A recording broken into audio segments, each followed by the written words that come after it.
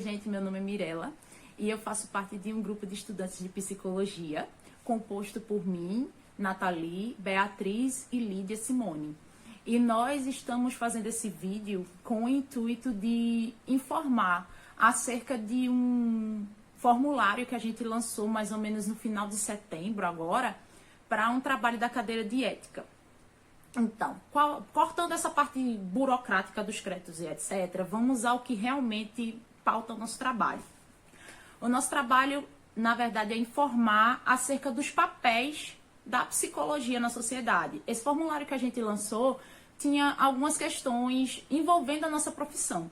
E o intuito era que as pessoas respondessem com verdadeiro ou falso sobre essas questões. Então, o que é que a gente vai fazer aqui? A gente vai responder para vocês ficarem por dentro do que é que realmente, de quais questões realmente estavam verdadeiras, estavam falsas. Então, vamos embora. Se o psicólogo identificar a necessidade, ele pode e deve indicar uma religião ao cliente, verdadeiro ou falso. Então, Lídia, isso é uma questão bem interessante, porque, de acordo com o Código de Ética do Psicólogo, existe o segundo artigo. E na letra B desse segundo artigo tem dizendo que o psicólogo é vedado a induzir a convicções políticas, filosóficas, morais, ideológicas, religiosas, de orientação sexual ou qualquer tipo de preconceito quando é exercido de sua função profissional. Ou seja, o psicólogo ele não deve, enquanto psicólogo, indicar uma coisa que faz parte da filosofia da vida dele para o seu cliente, porque a vida do cliente é independente da vida do psicólogo. Então, o que é que o psicólogo vai poder fazer? Ele vai poder orientar, mediar o entendimento dessa pessoa acerca da vida dela dentro do que ela busca para a vida dela. Deu para entender mais ou menos por aí? Então, se, por exemplo, vamos supor que eu esteja exercendo a profissão. Eu não vou poder chegar para o meu cliente e vou dizer, olha, por que você não procura tal religião? Ou, olha, por que você não procura assim, as propostas de tal político? Não, isso não existe, porque no caso a gente está lidando com a promoção da liberdade e da autonomia do sujeito. Então, essa daí é falsa. Psicólogos são profissionais que nos aconselham a tomar decisões para que se possa ter um melhor estilo de vida, verdadeiro ou falso. Então, Lídia, nessa daí também entra aquela ideia do segundo artigo, né, onde o psicólogo é vedado, com relação a induzir filosofias e religião e etc. Inclusive também tem o primeiro artigo fundamental do nosso Código de Ética, que é: o psicólogo baseará o seu trabalho no respeito e na promoção da liberdade, da dignidade, da igualdade e da integridade do ser humano, apoiado nos valores que embasam a Declaração Universal dos Direitos Humanos. Então, todo mundo é livre para fazer o que quiser, desde que não vá ferir o direito do outro. Então, o psicólogo ele não vai poder aconselhar o outro a tomar a melhor decisão para a vida dele. Isso aí foi uma casquinha de banana que tinha nessa questão. O que é que o psicólogo pode fazer? Ele pode orientar essa pessoa. Existe até uma abordagem terápica que é de aconselhamento, mas esse aconselhamento ele vai acolher o indivíduo para que ele consiga, junto com o psicólogo, seguir naquela ideologia que para ele é a melhor, para o indivíduo, no caso. Então, o psicólogo ele não vai poder dizer, ai, querida, amiga, veja só, eu acho que você pode fazer dessa forma. Não, não pode fazer isso. Porque, no caso, você que vai tomar as rédeas da sua vida. Pergunta número 3.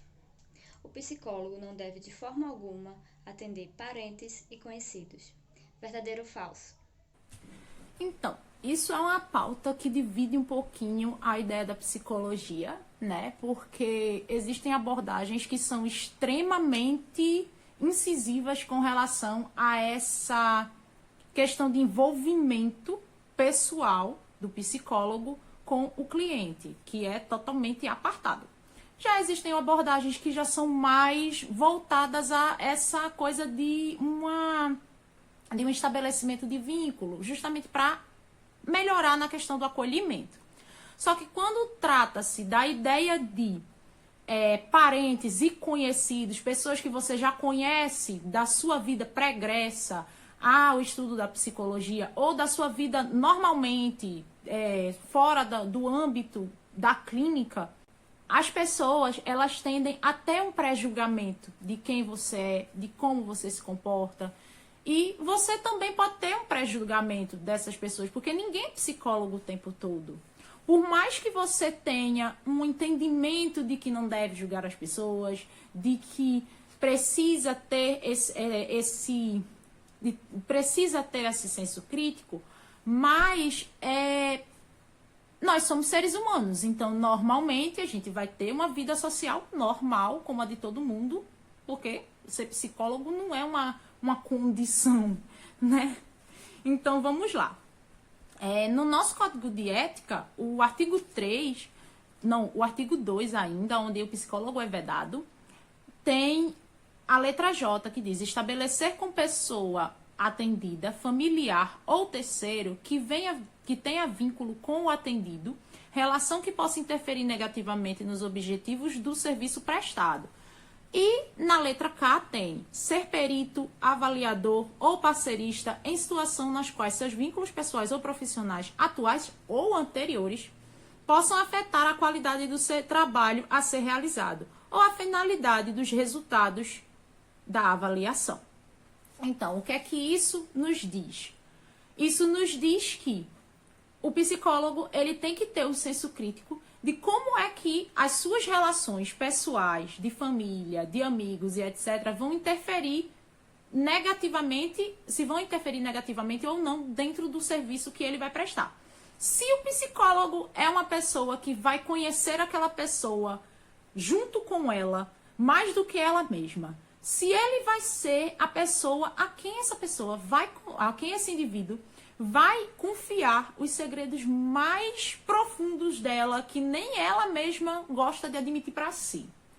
Se essa pessoa vai se sentir totalmente vulnerável, totalmente... como é que eu posso explicar? Ela vai se mostrar totalmente para alguém que está lá numa atuação profissional.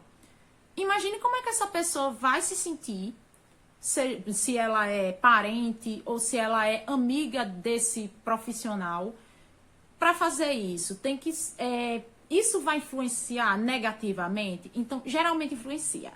Então, nessa ideia, levando em consideração esse pensamento, esse raciocínio, essa linha, a gente vê que não é legal, realmente não é bem visto, essa coisa de terminantemente proibido. Em algumas abordagens sim, em outras não tanto, mas é bom ter esse senso e não é recomendável que você atenda parente, amigo e etc, porque isso não vai trazer um julgo imparcial, tanto da parte do cliente quanto da parte do psicólogo. Talvez não se estabeleça uma relação profissional ali bem adequada, entende?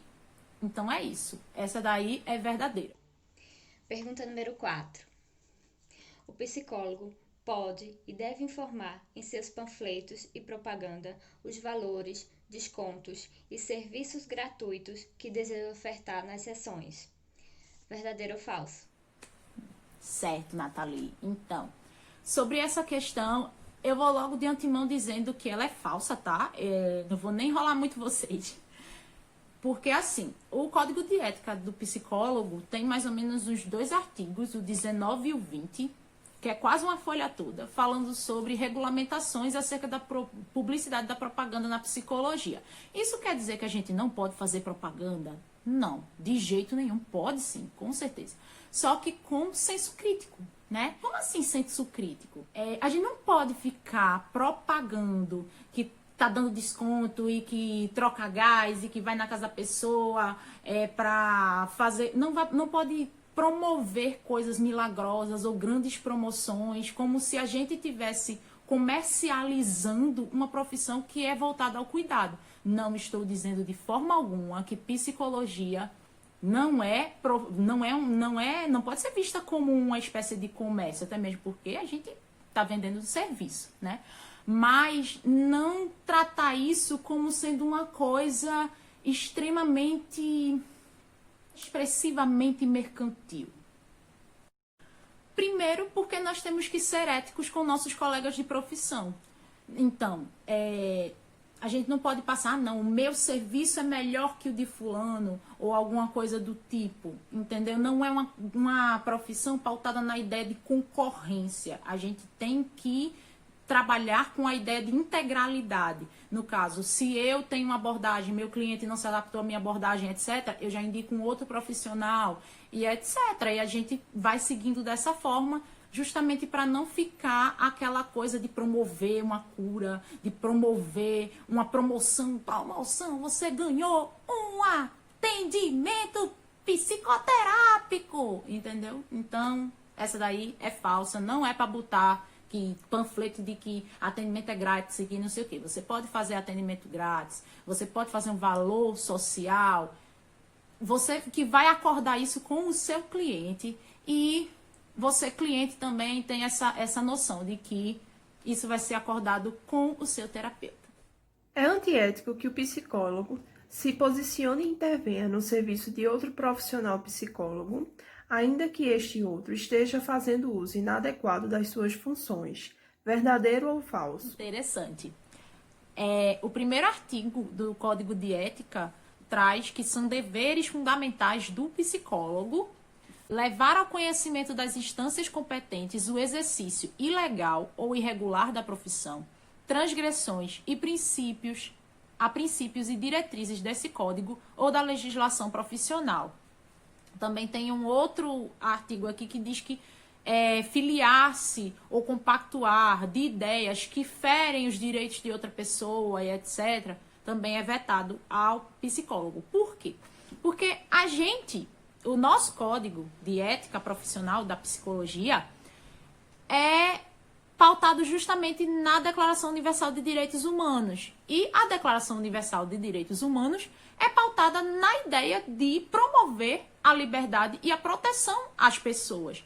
Então, se um psicólogo estiver fazendo mau uso dessa profissão, estiver de alguma forma ferindo as diretrizes do Código de Ética da profissão, agindo de alguma forma para com violência, para com preconceito, ferindo a outra pessoa a quem ele está atendendo, e um outro psicólogo tiver noção desse direito que está sendo vetado dessa outra pessoa, desse direito que está sendo violado, então ele tem o dever de ir comunicar às autoridades competentes, que no caso seria o Conselho Regional de Psicologia, para que esse psicólogo tenha essa devida orientação, né? Para que se observe o que é que está sendo passado ali, se realmente isso é cabível, se não é. Então é isso, essa questão aí é falsa, porque a gente não pode ver uma violência acontecendo ou uma coisa que é desconforme com a profissão acontecendo e deixar para lá. Você considera importante fazer psicoterapia, sim ou não? Então, essa última questão a gente abriu de forma pessoal para que as pessoas pudessem colocar o que é que elas interpretavam, se elas acreditavam que a psicoterapia era importante, se para que é importante, justificar essa resposta. E tivemos vários feedbacks positivos acerca de que sim, é importante, mas a gente percebeu que muita gente não entende muito. Tinha até perguntas relacionadas ao fato de que eu não sei o que é uma psicoterapia, por que psicoterapia?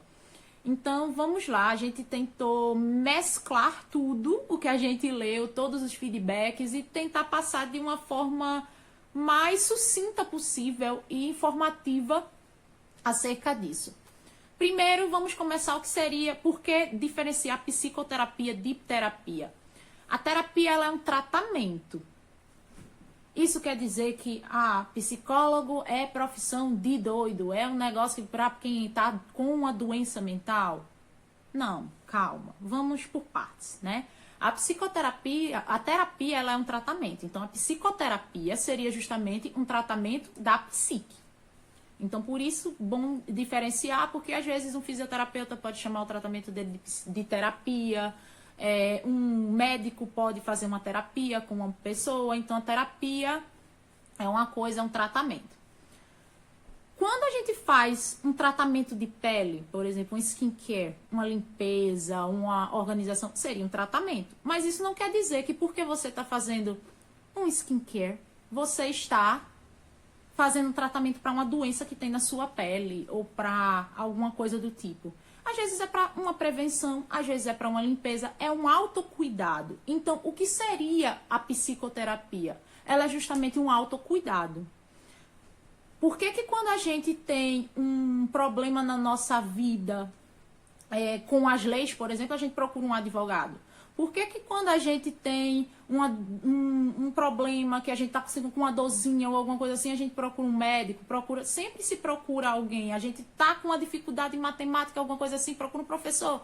Então, todo mundo procura alguém para determinada coisa. Então, se você está sentindo que, de alguma forma, na sua vida, você precisa encontrar-se, entender-se melhor, você está, de alguma forma, produzindo efeitos negativos, autossabotagens e etc. Coisas dentro da nossa vida que, de certa forma, nos ferem ou nos prejudica de ter aquele resultado que a gente espera de nós mesmos ou da própria vida em geral, então a gente procura um psicólogo. Justamente porque o psicólogo, ele é esse autocuidado que a gente oferece à nossa psique. Porque a nossa mente é justamente aquilo, a nossa subjetividade é justamente aquilo que nos faz adaptar-se ao mundo. Então, se alguma coisa está desconforme, eu não estou conseguindo me adaptar ao mundo de alguma forma, por que não procurar um profissional que vai fazer com que eu tenha essa melhor adaptação? Com que eu consiga melhorar essa minha interpretação das coisas, para que eu consiga me enxergar e me cuidar melhor, né? Então é isso, essa é a função do psicólogo, essa é a função da psicoterapia. E eu espero que tenha sido de grande valia esse vídeo para vocês, que vocês consigam entender melhor sobre o que é que essa profissão maravilhosa que a gente escolheu seguir aborda. E qualquer dúvida, vocês já sabem, é só deixar aí nos comentários. De antemão, eu já vou logo avisando que esse vídeo é puramente informativo. Brincadeiras à parte, somos estudantes de psicologia, a gente ainda não está exercendo a profissão, então qualquer dúvida, qualquer acréscimo, qualquer erro que vocês interpretarem, dizendo, eita, isso aqui não se aplica desse jeito e tal, não sei o que, qualquer coisa, vocês deixem nos comentários, ou vamos acrescentar, vamos nos unir e vamos nos ajudar. E é isso. Então, fica a dica aí para todo mundo. Tchau!